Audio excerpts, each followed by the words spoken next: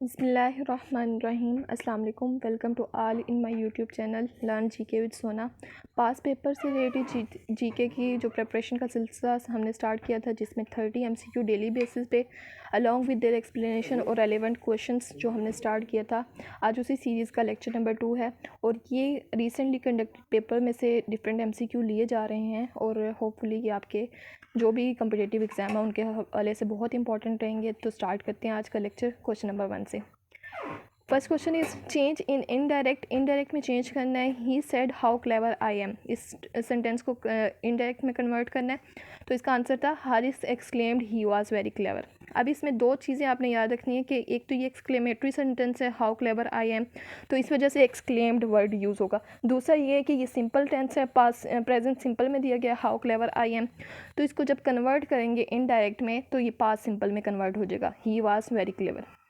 Next है I remember my sister is taking me to the museum, इसको indirect में change करना था, तो इसका राइट ऑप्शन था I remember being taken to the museum by my sister. अब इस सेंटेंस की एक्सप्लेनेशन देख लेते हैं कि प्रेजेंट कॉन्टीन्यूस टेंस था, यानी कि जो स्टेटमेंट में दिया गया वो प्रेजेंट कॉन्टीन्यूस में था, और जब हम इसे इनडायरेक्ट में कन्वर्ट करते हैं तो प्रेजेंट परफेक्ट टेंस में इसे कन्वर्ट करते हैं। नेक्स्ट है चेंज नरेशन चेंज करने का भी मतलब यही होता है कि डायरेक्ट हो तो उसे इनडायरेक्ट नरेशन में चेंज करना होता है, और इनडायरेक्ट हो तो उसे डायरेक्ट में। तो यहाँ पे डायरेक्ट में दिया गया है he says honesty is the best policy, तो इसका राइट ऑप्शन था he says that honesty is the best policy. अब यहाँ पे यूनिवर्सल ट्रूथ यूज़ हुआ है। यूनिवर्सल ट्रूथ कौन सा? Honesty is the best policy, यानी कि कोई भी मॉरल हो सकता है, ठीक है, या ऐसी स्टेटमेंट जो यूनिवर्सली एक्सेप्टेड हो वो फिर चेंज नहीं होती, यानी कि उसे डायरेक्ट से जब इनडायरेक्ट में कन्वर्ट किया जाता है तो वहाँ पे ना तो सेंटेंस चेंज होता है ना और कोई चीज़ चेंज होती है, सिर्फ इन्वर्टेड कॉमास हट जाते हैं, उसकी जगह दैट लग जाता है, ठीक है। नेक्स्ट है change narration he said to me leave the room and don't return. अब ये स्टेटमेंट दो हिस्सों पे मुश्तमिल है, दोनों इंपेरेटिव सेंटेंस हैं, leave the room and don't return, ठीक है। लीव द रूम एक अलग सेंटेंस हो गया और डोंट रिटर्न अलग हो गया। तो लीव द रूम ये इसमें इंपेरेटिव सेंटेंस है, डोंट रिटर्न भी है, ऑल्दो इंपेरेटिव में ही आता है, लेकिन लीव द रूम में आपने ये देखना है कि ये इंपेरेटिव है और यानी कि इसमें कोई ऑर्डर दिया जा रहा है। और दूसरा ये है कि डोंट रिटर्न जब हमने किसी चीज़ के ना करने का हुक्म देते हैं, जैसे डोंट रिटर्न का मतलब है कि वापस नहीं आना, ठीक है, तो इसके लिए फिर जब इनडायरेक्ट में हम चेंज करते हैं तो फिर यूज़ करते हैं forbade.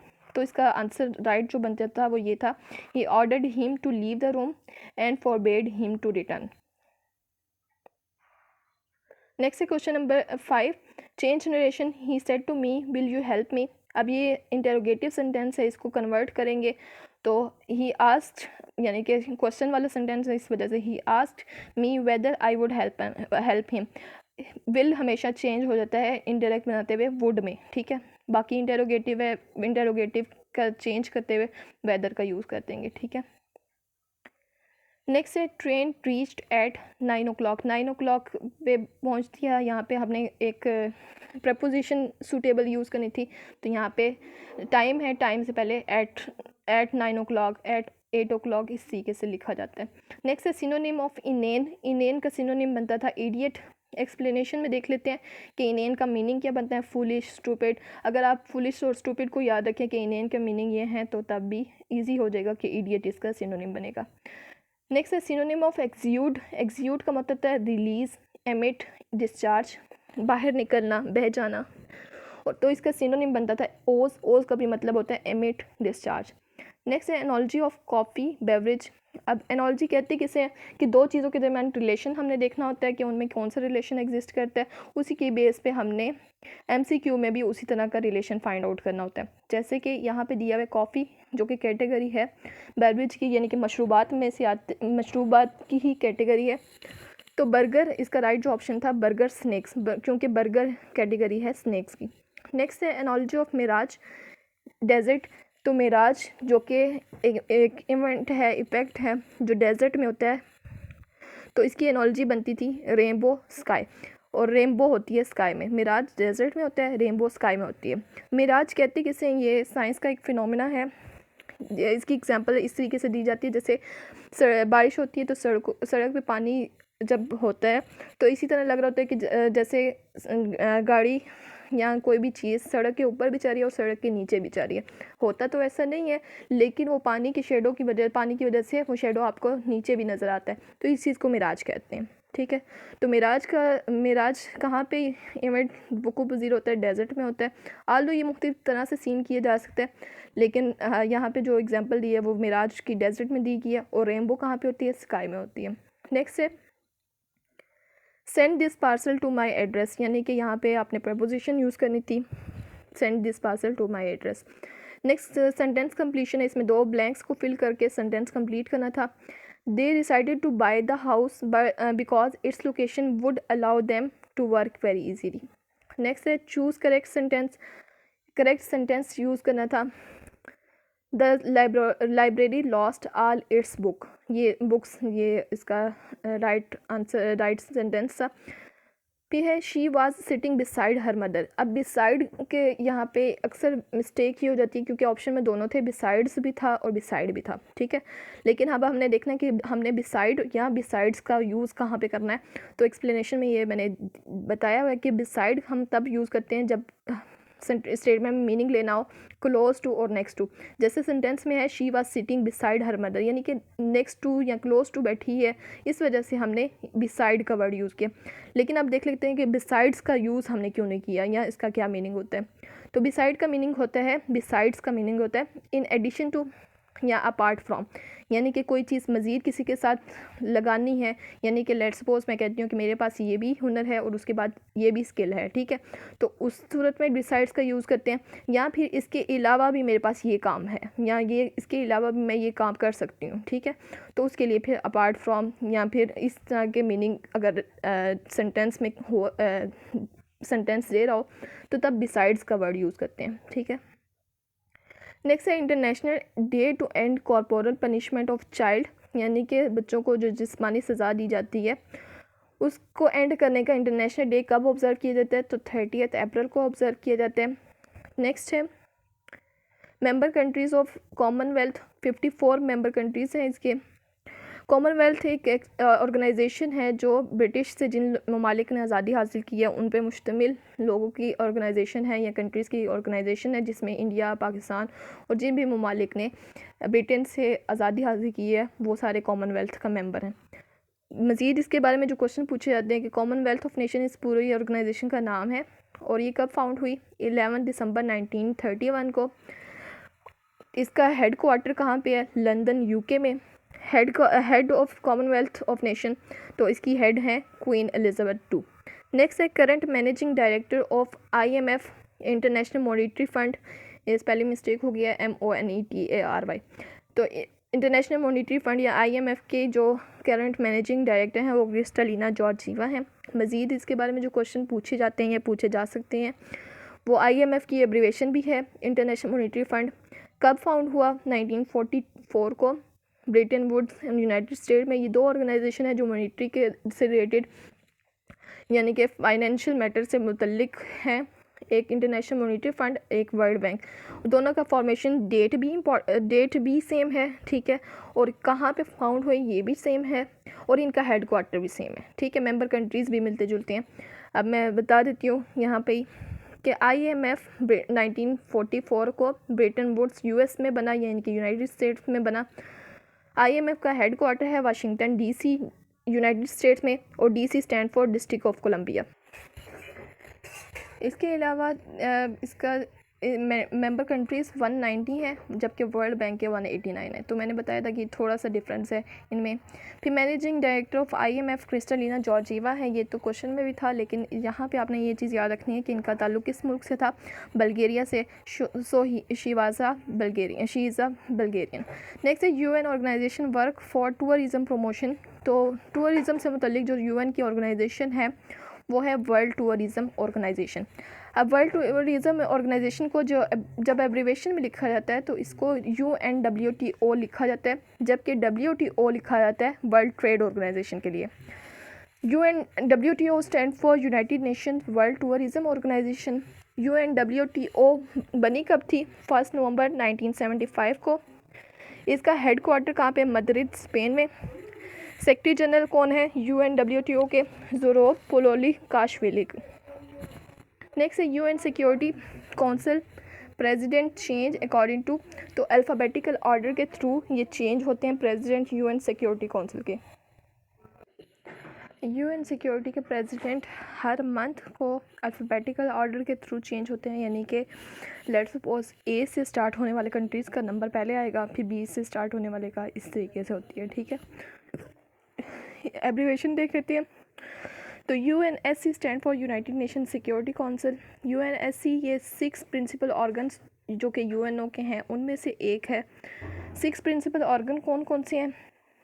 UN general assembly, UN security council, economic and social council, trusteeship council, international court of justice and secretariat. 6 principal organ बने कब थे? 1945 को, यानी कि जब यूएन फॉर्म हुई थी उसी के साथ।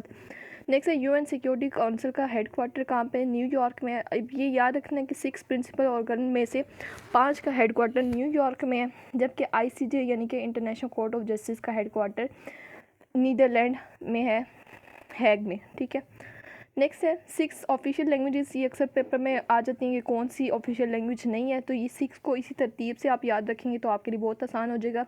वर्ड फेसर से याद रखना है, FACERS। ठीक है, फेसर से ये 6 लैंग्वेजेस आपने याद रखनी है, France, Arabic, Chinese, English, Russian and Spanish. फिर इसके अलावा जो क्वेश्चन पूछे जाते हैं कि टोटल मेंबर कितने हैं यूएन सिक्योरिटी काउंसिल के, वो 15 हैं। और समटाइम्स इस तरीके से पूछ लिया जाता है कि नॉन परमानेंट मेंबर कितने हैं, तो वो हैं 10। परमानेंट मेंबर कितने हैं? 5। ठीक है, और ये जो नॉन परमानेंट मेंबर होते हैं ये साल के लिए सिलेक्ट होते हैं। ठीक है, थोड़ा सा डिटेल मैं इसलिए बता रही हूँ कि अगर पेपर में तो खैर नहीं पूछा जाता, लेकिन इंटरव्यू में अगर इस तरह की डिटेल पूछी जाए तो आप लोगों को अच्छी ग्रिप हो ताकि आप लोग उसको आंसर कर सकें। नेक्स्ट है 5 permanent member of UN security council कौन कौन से हैं? इसको वर्ड कर्फ्यू से आपने याद रखना है, CURFU। ठीक है, China, UK, Russia, France and USA। फिर है यूएन सिक्योरिटी काउंसिल की प्रेसिडेंटशिप हर मंथ में चेंज होती है, एक तो ये क्वेश्चन भी पूछा जाता है, और अल्फ़ाबेटिकल ऑर्डर के थ्रू चेंज होती है।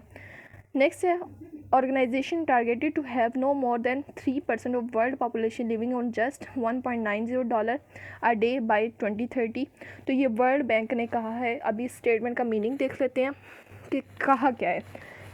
वर्ल्ड बैंक ने ये कहा है कि 2030 तक 3% से कम पॉपुलेशन ऐसी रह जाएगी, यानी कि मोर देन 3% नहीं होगी ऐसी पॉपुलेशन जो $1.90 पर डे ना कमा रही हो या ना रखती हो। ठीक है, अब $1.90 का मतलब क्या है, ये क्यों इस तरह कहा गया है? तो वर्ल्ड बैंक ने पॉवर्टी की डेफिनेशन दी है कि हर वो बंदा पॉवर्टी का शिकार है या हर वो मुल्क पॉवर्टी का शिकार है जिसका हर मेंबर $2 से कम कमाता हो। ठीक है, या $2 से कम पैसे रखता हो। ठीक है, तो ऐसा बंदा जिसके पास पाकिस्तानी करेंसी के अकॉर्डिंग तकरीबन ये बनती है 450। ठीक है, 450 जो पर डे नहीं कमाता वो पॉवर्टी का शिकार है, अदरवाइज़ वो पॉवर्टी का शिकार नहीं है। ठीक है, अगर $2 से मज़ीद कमाता है। मीन्स टू से कि 2030 तक वर्ल्ड बैंक ने ये कहा है कि हमने पॉवर्टी को जितना हो सके एलिमिनेट करना है, और इसी एलिमिनेशन के थ्रू ही पॉवर्टी ख़त्म हो जाएगी, और तकरीबन मिनिमम हमारे पास 3% ही इतना रह जाना चाहिए। इससे ज़्यादा ऐसी पॉपुलेशन नहीं होनी चाहिए जो पॉवर्टी का शिकार हो बाय 2030। अब वर्ल्ड बैंक का यहाँ पे नाम यूज़ हुआ है, तो वर्ल्ड बैंक के बारे में भी इंफॉर्मेशन देख लेते हैं। WB stand for world bank. World bank कब बना था? जुलाई 1944 में ब्रेटन वुड्स यूनाइटेड स्टेट्स में। ये मैंने पहले भी बता दिया कि IMF और वर्ल्ड बैंक ये दोनों मॉनेटरी से मुतल्लिक या फाइनेंशियल मैटर से मुतल्लिक डील करते हैं, और दोनों का हेड क्वार्टर और फाउंडिंग डेट इम्पॉर्टेंट भी है और एक ही है। ठीक है, 1944। और कहाँ पे बनी? ब्रेटन वुड्स यूनाइटेड स्टेट्स में। फिर हेड क्वार्टर देख लेते हैं, तो वाशिंगटन DC USA में इसका हेड क्वार्टर है। प्रेसिडेंट हैं डेविड मालपास। बहुत ज़्यादा इंपॉर्टेंट क्वेश्चन है, अक्सर इनका पेपर में पूछा गया है। मेंबर कंट्रीज़ की तादाद 189 है। नेक्स्ट है biggest desert of Pakistan. Pakistan का जो बिगेस्ट डेजर्ट है थर है। अक्सर लोग थल और थर में मिक्स कर देते हैं। थल भी पाकिस्तान का डेजर्ट है, बट थर जो है वो डेजर्ट सबसे बड़ा है पाकिस्तान का। अब मज़ीद थर के बारे में जो क्वेश्चन पूछे जाते हैं वो है कि थर के दूसरे नाम पूछ लिए जाते हैं, तो इसे ग्रेट इंडियन डेजर्ट भी कहते हैं, फ्रेंडली डेजर्ट भी कहते हैं। ये दुनिया का वाहिद फर्टाइल डेजर्ट है, थर या फिर थर पार्कर कहा जाता है, ठीक है। तो ये फर्टाइल डेजर्ट है, यानी कि इस पर फसलें उगाई जा सकती हैं, ज़मीन ग्रो करती है। और कुछ साल पहले ये फर्टाइल नहीं थी, जब बारिशें यहाँ पे ज़्यादा हुई तो उसकी वजह से ये फर्टाइल होगी। दुनिया का 17th नंबर पे ये लार्जेस्ट डेजर्ट है, और सब ट्रॉपिकल डेजर्ट में इसकी रैंकिंग आती है 9th नंबर पे। सब ट्रॉपिकल डेजर्ट कौन से होते हैं? जो कि गर्म तरीन डेजर्ट्स हैं, ठीक है, उनमें इसकी रैंकिंग 9th आती है। इसका 90% इंडिया में लोकेट करता है और 10% सिंध में लोकेट करता है, यानी कि पाकिस्तान में लोकेट करता है।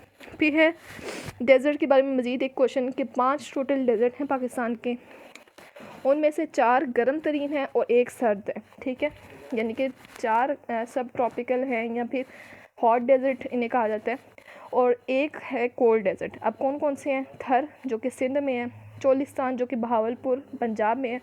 चोलिस्तान का अक्सर पेपर में पूछ लिया जाता है कि बहावलपुर में कौन सा लोकेट करता है, या फिर Cholistan desert located in Bahawalpur, ठीक है। थल डेजर्ट भक्कर में है पंजाब में, हारान डेजर्ट बलूचिस्तान में है, कटमना या फिर बाइमो नबको डेजर्ट स्कर्दू में है, जीबी में। अब इसमें कटमना जो डेजर्ट है या स्कर्दू वाला डेजर्ट है, ये कोल्ड डेजर्ट है, बाकी सारे हॉट डेजर्ट है। नेक्स्ट क्वेश्चन है गोमल जम dam is located in KP के। गोमल जम dam is located in south Waziristan. अगर इलाके का पूछ लिया जाए तो साउथ वजीरिस्तान जो कि फाटा की एक एजेंसी थी तो उसमें लोकेट करता है। अब चूँकि फाटा केपीके में मर्ज हो गया है तो इस वजह से इसका अगर प्रोविंस पूछ लिया जाए तो हम इसे केपीके के अंडर गिनेंगे, ठीक है। फिर अक्सर पूछ लिया जाता है कि कौन सा डैम किस रिवर पे है, तो गोमल जम डैम गोमल रिवर पे है या फिर इंडस रिवर पे है।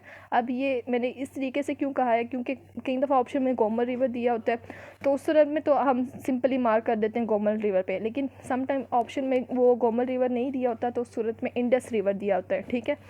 फिर उसको मार्क करना है क्योंकि Gomal river is a tributary of Indus river, यानी कि ये इंडस रिवर की ही एक ब्रांच है, इस वजह से हम दोनों में से किसी एक को मार्क कर सकते हैं, ठीक है। तो ये आपने देख लेना कि ऑप्शन में क्या गिवन है उसके अकॉर्डिंग मार्क करना है, ठीक है। नेक्स्ट है गोमल जम डैम कंप्लीटेड इन, तो ये अप्रैल 2011 में हुआ था कंप्लीट, ईयर ज़्यादा इंपॉर्टेंट है। नेक्स्ट है electricity generation capacity of Gomal जम डैम, यानी कि कितनी बिजली पैदा कर सकता है, तो 17.4 मेगावाट ये बिजली जनरेट कर सकता है। नेक्स्ट है क्वेश्चन मैथ से मुतलिक, a chemical solution has 8% acid, this acid is 15 ml, यानी कि मिलीलीटर में बताया हुआ है, और टोटल वॉल्यूम ऑफ सोल्यूशन हमने फाइंड करना था तो 187.5 इसका आंसर बनता है। अब सोल्यूशन देखते हैं कि किस तरीके से इसका आंसर निकला है। तो चूँकि हमें बताया हुआ है कि 8% एसिड है और बाकी सोल्यूशन में, ठीक है, यानी कि पूरे सोल्यूशन में 8% एसिड है और वो 8% जो एसिड है वो 15 ml बन रहा है, ठीक है।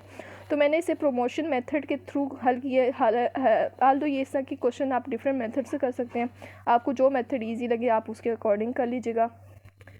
मैंने इसे प्रोपोर्शन मेथड के थ्रू किया। तो 8% जो एसिड है वो बनता है 15 ml और पूरे सोल्यूशन का बनता है वो 100%, ठीक है।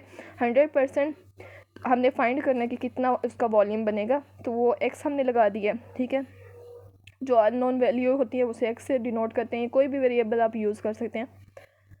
तो अब इससे चूँकि ये डायरेक्ट प्रोपोर्शन बन रही है, यानी कि 8% है 15 ml के इक्वल, यानी कि उसकी क्वांटिटी बन रही है 15 ml। 100% हमने फाइंड करना है तो ऑटोमेटिकली क्वांटिटी ज़्यादा होगी, चूँकि ये परसेंटेज में ज़्यादा हो रही है तो क्वांटिटी भी ज़्यादा होगी। तो इस तरह की सिचुएशन जिसमें एक क्वांटिटी के बढ़ने से दूसरी भी क्वांटिटी बढ़ रही हो वो डायरेक्ट कहलाती है, और जिसमें एक क्वांटिटी के बढ़ने से दूसरी कम हो रही हो, ठीक है, तो वो फिर इनडायरेक्ट कहलाती है। तो यहाँ पे डायरेक्ट प्रोपोर्शन है तो इसको डायरेक्ट मेथड के थ्रू हल करते हैं। 15 ml divide by x, ml ना भी लगाएं, ठीक है। 15 divide by x is equal to 8 divide by 100, ठीक है।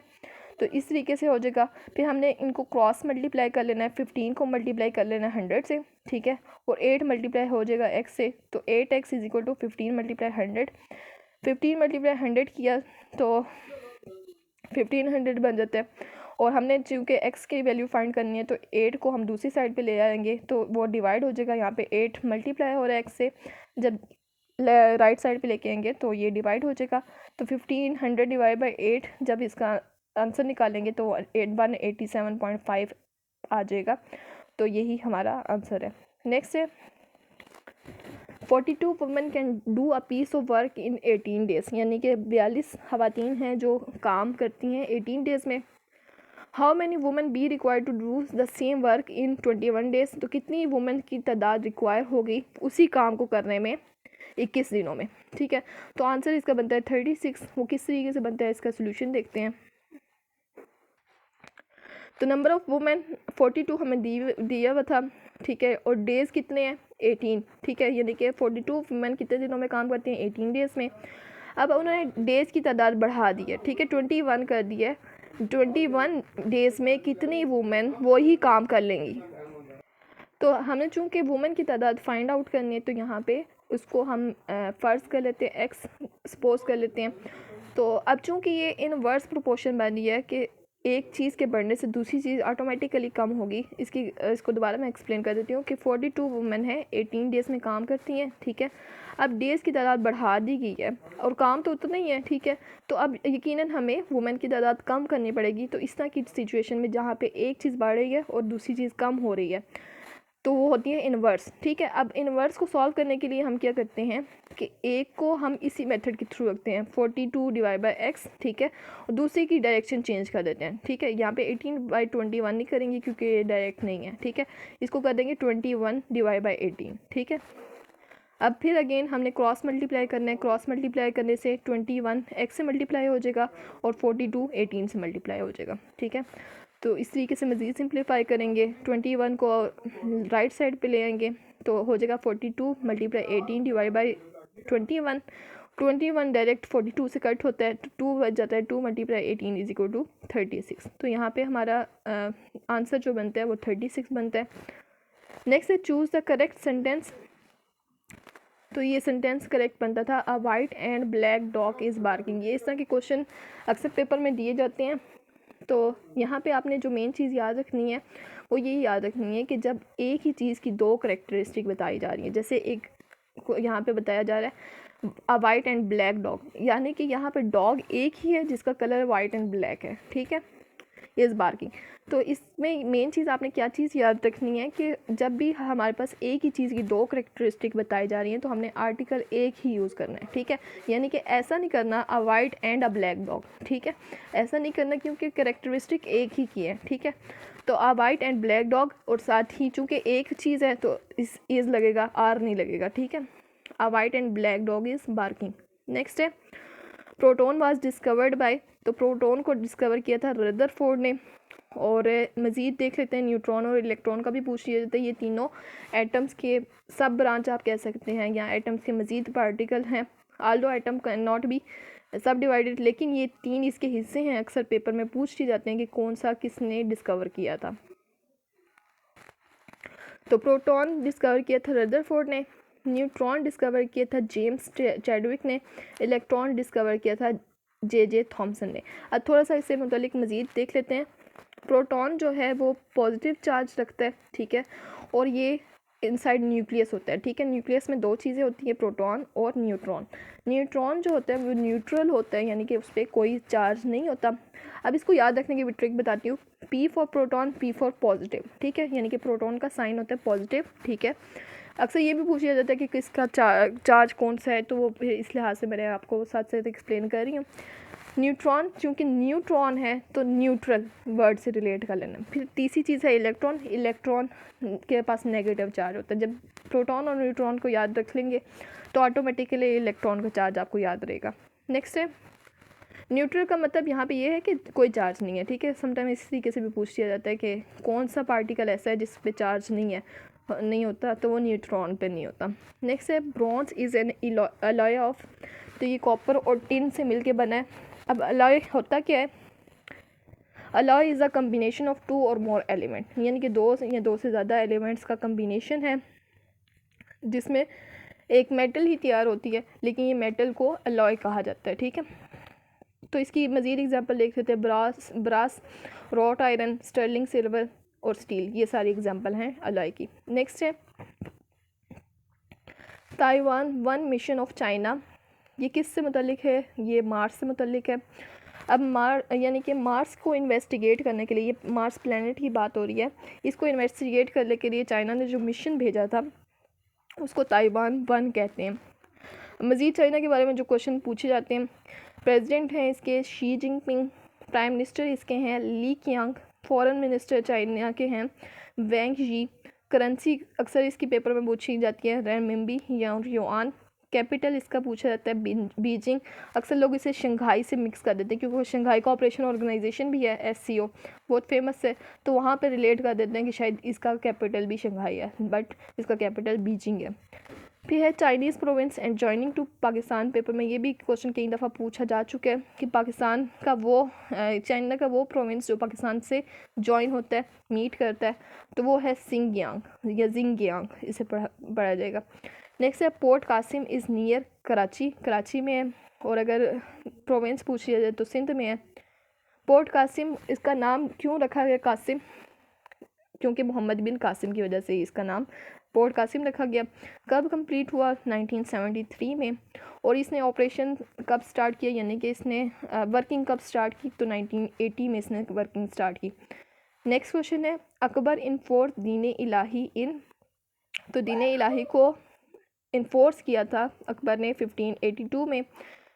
और अकबर के बारे में मज़ीद जो क्वेश्चन पूछे जाते हैं कि लॉन्गेस्ट टेन्योर है इसका अमंग मुग़ल एम्पर, सबसे ज़्यादा इसने सर्व किया एज अ मुग़ल एम्पर। फिर है अकबर का रूल देख लें तो 1556 से 1605 तक है, तकरीबन 49 ईयर्स इसने एज एन एम्पर सर्व किया है। इसका टॉम्ब ऑफ अकबर कहाँ पे है? सिकंदरा, आगरा में। आगरा आपने मेन याद रखना है। सेकेंड बैटल ऑफ पानीपत भी इसके दौर में हुई थी 1556 में, अकबर और हैमू बक्कल के दरमियान। ये क्वेश्चन थे जो हमने डिटेल से किए हैं 30 MCQ, और इसी तरह की हम डेली बेसिस पे सीरीज़ कंटिन्यू की है। तो उम्मीद करती हूँ ये तमाम लोगों के लिए बहुत ज़्यादा हेल्प रही होगी। वीडियो अच्छी लगने की सूरत में लाइक भी करें, कमेंट भी करें और मज़ीद आराम का इजहार भी करें। Thank you so much. अल्लाह हाफ़िज़।